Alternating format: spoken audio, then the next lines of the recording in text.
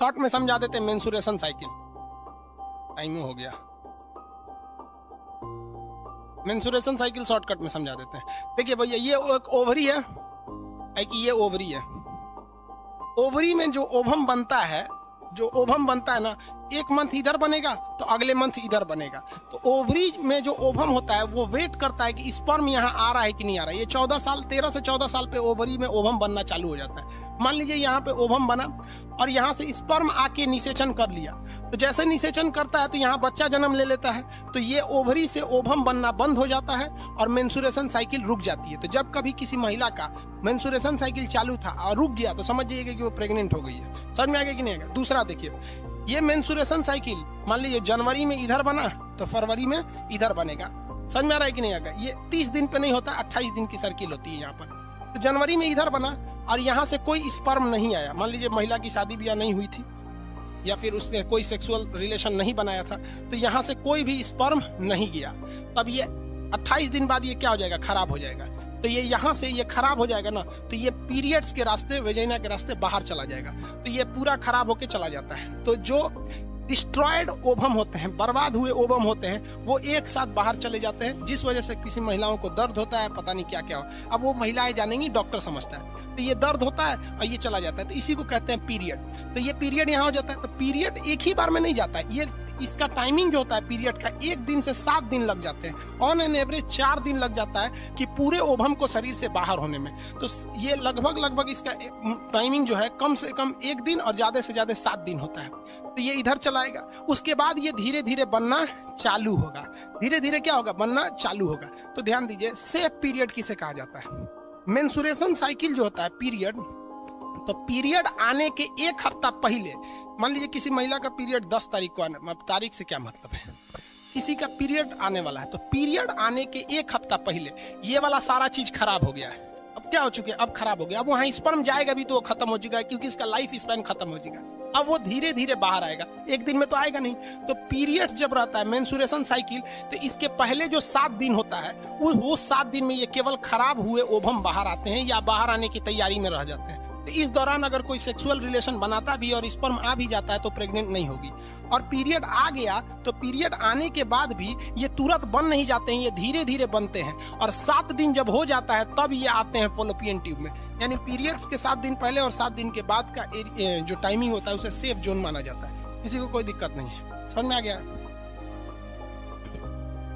आगे बढ़ जाए यहाँ पर। अब देखिए, ये मेंसुरेशन साइकिल को कंट्रोल भी किया जा सकता है दवा से। जैसे मान लीजिए कोई महिला है, उसका दौड़ है, ठीक है, कोई दौड़ है, बिहार पुलिस या इंस्पेक्टर या दिल्ली पुलिस, किसी चीज का दौड़ है, और जिस दिन उसका दौड़ है, मान लीजिए 10 तारीख को दौड़ है और ससुरा 10 तारीख को उसका पीरियड आ जाएगा, तो दौड़ में पास ही नहीं हो पाएगी, क्योंकि महिलाओं को ये दर्द करता है। तो उसमें कुछ दवाएं आती हैं, अब ये महिलाएं जानती होंगी, या मेडिकल स्टोर पे इजीली मिलती है दवाइयाँ। उस दवा को खा लेने से ना पीरियड का डेट 10 दिन आगे चला जाता है। तो 10 तारीख से वो कहाँ भेज देगा? 20 तारीख में आराम से दौड़ निकल जाएगा। अब कुछ महिलाओं को ये पता ही नहीं रहता है, तो बेचारी दौड़ छोड़ देती हैं सर। कभी मान लीजिए घर में कोई फंक्शन हो गया, कोई घर में मान लीजिए कभी यज्ञ वगैरह हो रहा है, दुर्गा पूजा, नवरात्रि में देखिए अशुभ माना जाता है मेंसुरेशन साइकिल को, तो दवा खा लेने से वो आगे चला जाता है। यूट्रस हो गया। ये बच्चा कहाँ रहता है? यूट्रस में रहता है। अब हम लोग समझते हैं ये क्या चीज है? ओवरी है। 2 ओवरी होती है। पक्षियों में ओवरी कहेगा तो कितने ओवरी होते हैं? पक्षियों में 1 ओवरी होती है। क्या दोनों ओवरी मेल में एक फीमेल में एक साथ काम करती है? नहीं, एक काम करेगी तो दूसरा नहीं काम करता। 28 दिन का गैप होता है। तो ये 7 दिन में बनता है। देखिए 28 दिन की होता है, ये 7 दिन में बन रहा होता है, ठीक है। और अगले 7 दिन तक ये वेट कर रहा होता है कि इससे अगर स्पर्म आ जाएगा तो हम उससे फर्टिलाइजेशन कर देंगे, और इसमें भी नहीं आया ना तो अगले 7 दिन में ये वापस निकल जाएगा। तो 7 चौको 28 दिन में हो जाता है। तो जैसे मेंसुरेशन साइकिल मान लीजिए यहाँ से चला गया, पीरियड आगे चला गया, ठीक है। तो पीरियड आने के 7 दिन बाद अब ये वाला बनेगा। तो इस 7 दिन के बाद अगर स्पर्म आएगा भी इस 7 दिन के दौरान, तो अभी तो ये बन ही रहा है, तो कहाँ से फर्टिलाइजेशन होगा? लेकिन 7 दिन के बाद आता है। मान के चलिए किसी का 1 तारीख को पीरियड है, तो 1 तारीख से लेकर 7 तारीख के बीच में उसमें स्पर्म आएगा तो कोई काम का नहीं, क्योंकि अभी ये तो ओवम बन ही रहा है। लेकिन 7 तारीख के बाद वो आता है, 7 तारीख से लेकर अगले 21 तारीख के बीच में, मतलब अगले 2 सप्ताह तक, तब तक ये पीरियड, ये जो ओवम एकदम मेच्योर हो चुका रहेगा। लेकिन मान लीजिए कि पहले 1 से 7 तारीख तक तो बन रहा है, इसमें तो कोई होगा ही नहीं। 7 से 14 तारीख तक एकदम मेच्योर अवस्था है, इसमें अगर स्पर्म आ गया तो प्रेगनेंसी श्योर है। 14 तारीख से 21 तारीख के बीच में इसमें प्रेगनेंसी श्योर है।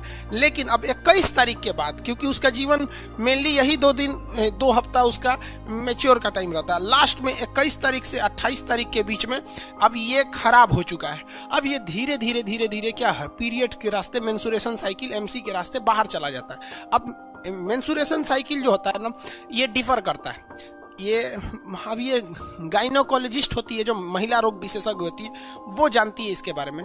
लेकिन पीरियड का ज्यादा आ जाना वो भी गड़बड़ है, किसी का 2 महीने में आता है वो भी गड़बड़ है, किसी का पहले आ जाता है वो भी गड़बड़ है। तो ये एवरेज माना जाता है कि 4 दिन तक पीरियड्स रहते हैं मेंस्ट्रुएशन साइकिल, लेकिन किसी के 5 दिन हो सकते हैं, किसी के 2 दिन हो सकता है। अब ये डॉक्टर बताएंगे लोग यहाँ पे, लेकिन मेंस्ट्रुएशन साइकिल का आना जरूरी है। अब जिस महिला में मेंस्ट्रुएशन साइकिल नहीं आ रहा है, पीरियड्स नहीं आ रहे, सिंपल सी बात समझिए कि उसमें ओवम बन ही नहीं रहा है। अब ओवम नहीं बनेगा बाबू, तो फिर हम क्या कर सकता है, कोई वो बच्चे को जन्म नहीं दे सकती। ओवम जब बनेगा ही नहीं, तो इतना तो समझ में आ गया ना।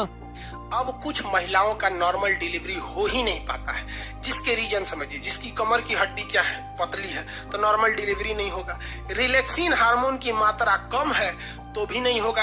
अब रिलैक्सिन हार्मोन अगर कम हो जाएगा तो भैया रिलैक्सिन हार्मोनों में इसको घुमा रहा था, और घुमाइबे नहीं करेगा तो बचवा ना क्या हो जाएगा, इसे बेड़ हो जाएगा। अब बेड़ा हो जाएगा इस तरह तो बच्चा जन्म ही नहीं ले सकता, और माँ को मरना फिक्स है। शाहजहां की पत्नी मुमताज, ससुरा राजा था हिंदुस्तान का, उसके में भी रिलैक्सिन हार्मोन कम हो गया था।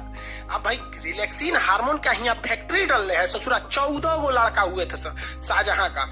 हमको समझ में नहीं आता, 20 साल की शादी में 14 गो हटाया कैसे, तो इनको रेस्ट नहीं दिया उसको, बताओ यार। तुरंत लोड कर रहा था, AK-47 बना दिया था। जब हाल 14 वो लड़का होगा तो भाई शरीर क्या कहेगा कि हम का रिलैक्सिन हार्मोन के फैक्ट्री डल रहे हैं। नहीं हुआ।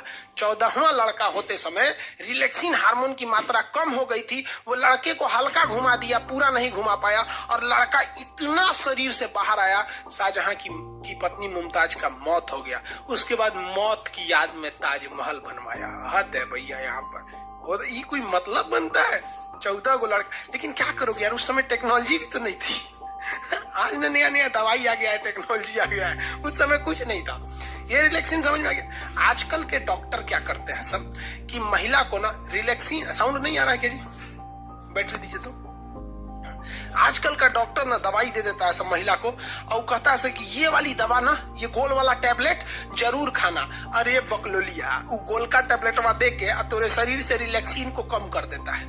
9 महीने तक महिला जब प्रेग्नेंट रहती है ना, तो उसको वो दवाइयां बड़ी चाव से खाती है, उसको पता नहीं कि रिलैक्सिन को खत्म कर रहा है, और रिलैक्सिन खत्म हो जाएगा, नॉर्मल डिलीवरी का सवाल पैदा नहीं होता है। क्योंकि नॉर्मल डिलीवरी होगा तो 5000 रुपया में सब कुछ हो जाएगा, कोई दिक्कत नहीं, में मिठाई उठाई सब हो जाएगा। लेकिन अगर ऑपरेशन से होगा तो कम से कम 30,000 रुपया ऑपरेशन से होगा, और 1 साल तक दौड़ते रहिए, डॉक्टर साहब टाका काटना है, डॉक्टर साहब उपट गया, कब दर्द हो रहा है, सीढ़ी मत चढ़ो, बाल्टी मत उठाओ, ये मत करो, वो मत करो, नौटंकी हो जाता है। और 99% ऐसी महिलाओं को ही ऑपरेशन से होता है, जो महिला प्रेगनेंसी के बाद काम नहीं करती हैं। सब मतलब प्रेग्नेंट हो गई, बड़ी काम ना करिए। अरे बात करता है सब यहाँ पर। आप लोग का भी शादी ब्याह होगा ना, तो जब प्रेग्नेंट रहेगी तो ज्यादा काम कराइएगा। हाँ, ये कहिए कि भारी वगैरह काम नहीं करिए, कोई ना कि बोझा ढोने के लिए देते हैं, ये नहीं काम, लेकिन काम जरूर करते रहिएगा।